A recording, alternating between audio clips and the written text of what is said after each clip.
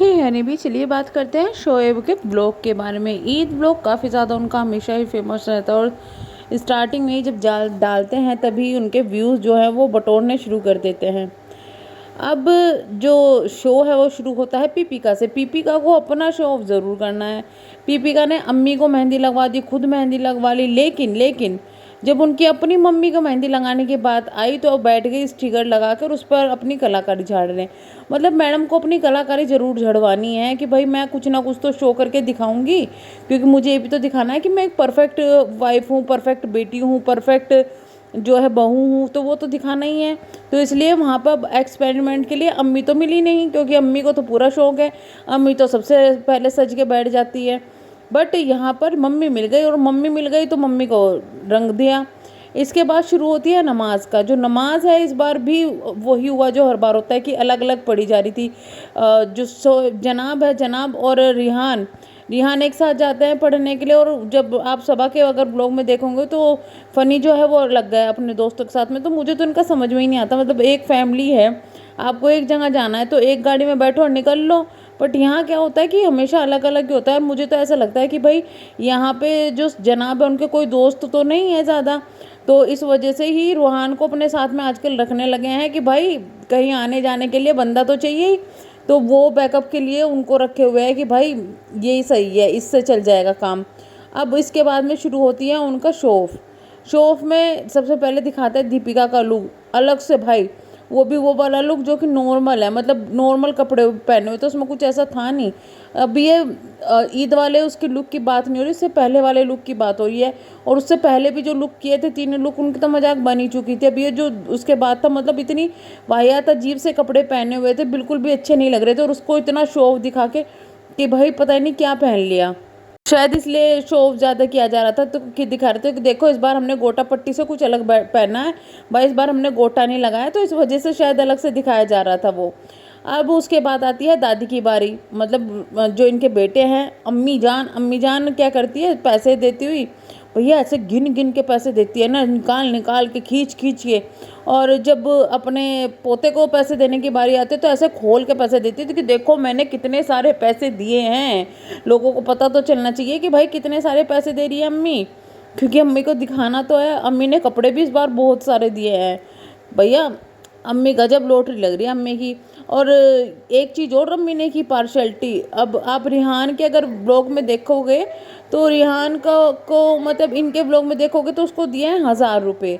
जैसे कि पूछा कि कितने मिले कि 1000, लेकिन जो रीज़ा के अगर आपने देखा होगा सबा को, तो उसको 500 दे के आ गई। वो भी वो जब लड़की ने उनके 100-500 ले लिए तो बच्चे हुए 500 उसको दे दिए। जैसे कि जिस तरह एहसान कर रहे हो भैया, उस लड़की से कहाँ प्रॉब्लम है इतनी अच्छी, मतलब तुम्हारे पूरे परिवार में एक ही तो लड़की ढंग की लगती है पिज़्ज़ा, उससे भी तुमको प्रॉब्लम है, उसको भी तुम 500 रुपये दे के आ गई। मुझे तो ऐसा लगता है कि अम्मी को ना लड़कों से ज़्यादा अटैचमेंट है, लड़कियों से कम है, ऐसे ही लगता है। लेकिन अपनी लड़की की जब बात आती तो बिल्कुल चिपकी फिरती रहती थी। यहाँ पे फिर इसके बाद जाती है जो हमारे पीपिका जी और उनके जनाब जी, इनके पीपिका की मम्मी के यहाँ ईद की जो है मुबारकबाद देने। और सच मानिए मतलब मम्मी का घर पीपिका के घर से ज़्यादा सुंदर है। भले ये कितने भी पैसे लगा चुके हो, इंटीरियर करवा चुके हो, लेकिन जो मम्मी का घर है वो साफ़ सुथरा भी लग रहा था, नीट एंड क्लीन बिल्कुल। और मतलब घिचपिच भी नहीं थी इनके रूम में, तो इतनी घिचपिच की भैया समझ में ही नहीं आता कि क्या चीज़ कहाँ है। पीपिका फिर से वही किचन में काम करती हुई दिखाई देती है। पीपिका कहती है मैंने ये किया वो किया, इसने ये किया वो किया। इस बार पीपिका ने फाइनली अपने काम से हटके कुछ कहा है कि भाई मैं मेरे साथ में औरों ने भी काम करवाया है। तो इस बार पीपिका ने ये नहीं दिखाने की कोशिश की कि मैं ही सारा काम करती हूँ, मैं तो हाय बिचारी हूँ, मैं तो मेड बन गई। तो मुझे तो ऐसा लगता है कि लोगों की ट्रोलिंग और जो रिएक्शन वगैरह है ना, इनकी वजह से अब पीपिका की थोड़ी बहुत कदर होने लगी। शायद कहा होगा कि बहन तू ना अब इससे निकल के, बहन तो नहीं कहा होगा कि तू अब इससे निकल के ना किचन से थोड़ा सा अपना ध्यान रख, थोड़ा सा लोगों को दिखा कि तू अच्छे कपड़े पहनती है तो अच्छी लगती है, तू काम वाली बाई नहीं है। एक चीज़ और इनके व्लॉग से जो है पता चली कि हमेशा परफेक्ट बहू, परफेक्ट माँ, सब कुछ दिखाने वाली कि मैं घर एक हाउस वाइफ है, वो 24 घंटे शायद बच्चे को डायपर ही पहना के रखती है। क्योंकि आपने देखा होगा वहाँ पे शोएब ने कहा कि आज तो इसका डायपर हटा दो, आज तो डायपर फ्री कर दो। तो मतलब उससे यही पता चलता है कि बच्चे के को ना अधिकतर ये लोग डायपर पहना के रखते हैं कि भाई बार बार पजामी कौन बदले, बार बार कौन साफ़ करे। तो इनको ना हमेशा यही शायद कंफर्टेबल लगता है। तो भाई एक परफेक्ट माँ जो कि बच्चे को हर जगह लेके चलती है, वो क्या इतना नहीं कर सकती बच्चे के लिए कि भाई डायपर को हटा दे, क्योंकि डायपर बच्चे के लिए इतना भी अच्छा नहीं होता कि भाई 24 घंटे आप लगा के रख रहे हैं। और अब तो ऐसे भी जैसे मौसम उस हिसाब से तो इतना लगाना भी नहीं चाहिए। ऊपर से उसकी एज भी इतनी छोटी नहीं है कि उसको ना आता हो या तुम सिखा नहीं सकते।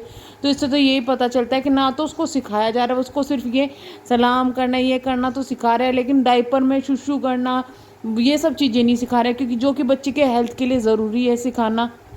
तब ये चीज़ें तो चलो मुझे भी अच्छी लगती है कि भाई वो अपने संस्कार सिखा रहे हैं, धर्म सिखा रहे हैं, सब कुछ सिखाना चाहिए बच्चों को। लेकिन ये चीज़ें भी सिखानी चाहिए, इनको इग्नोर क्यों किया जा रहा है? क्योंकि पब्लिक को शो नहीं हो रही है चीज़ें कि भाई डायपर पहना के रख रहे हैं बच्चों को पूरे दिन। तो इसमें थोड़ा सा ध्यान दो, लो बच्चों पर भी ध्यान दे रहे हो। एक परफेक्ट बहू सिर्फ ये गीत गाने से कोई परफेक्ट नहीं हो जाता, दिखाना पड़ता है लोगों को कि हाँ भाई मैं परफेक्ट हूँ। और शायद दिखाओगे तो ट्रोलिंग भी नहीं होगी, लेकिन शो ऑफ करने से ज़रूर ट्रोलिंग हो जाएगी। फिर फाइनली आता है नकली शाहरुख खान का लुक। बन्नों की सहेली वाला लुक लेकर आ रहे हैं और पूरे खुशी से इधर उधर टहलते हुए फिर रहे हैं हमारे नकली शाहरुख खान। इसी के साथ में आती है उनकी बेगम साहिबा। तो बेगम साहिबा का सूट तो मुझे इस बार मतलब सही लगा, लेकिन मुझे समझ में नहीं आता ये 2 दिन पहले जो 3 लुक लिए थे ईद के लुक, ये है वो काहे लेते भैया? उनमें से तो ना तो एक भी लुक लिया ना तो एक भी सूट पहना है। तो वो लुक क्या सिर्फ पब्लिक के लिए था कि भाई तुम ये कर लो हैं? इतनी ज़्यादा दुर्व्यवहार पब्लिक के साथ क्यों क्यों पकाया 3 3 लुक दिखाकर? ऊपर से ट्रोल भी हो गई उन लुक के चक्कर में। और मुझे तो ना इनकी अम्मी का समझ में नहीं आता, जब देखो सबसे हाथ मिलाती रहती है। मतलब आशीर्वाद देने की उम्र में हाथ मिला रही है, तो मैं यही कहूँगी अम्मी जी जरा थोड़ा सा समझ जाओ, इतना भी हाथ मिलाना सही नहीं है। थोड़ा सा आशीर्वाद दे लो, आपकी उम्र हो रही है, माना कि आप अभी भी जवान लगती है, पर इसका मतलब ये नहीं है कि आप जवान हो। आप कम से कम करो। तो इनके यहाँ ना अजीब ही सिस्टम है, पापा इनके साथ में रहते हैं, मम्मी बीच में, बेटी सबसे ऊपर। मतलब समझ में ही नहीं आता। ये हस्बैंड वाइफ को यहाँ तो बागवान चल रही है, बेटे ने हस्बैंड और वाइफ को बिल्कुल ही अलग करके रख दिया। और मुझे तो ऐसा लगता है कि वो दोनों ज़्यादा अलग ही सही है। एक दीपिका के मम्मी पापा है जो तलाक लेके अलग अलग रह रहे हैं, एक इनके अम्मी और अम्मा है कि भाई तलाक लिए बिना ही अलग अलग रह रहे हैं, उनकी ज़िंदगी अलग अलग कर दी इन बच्चों ने।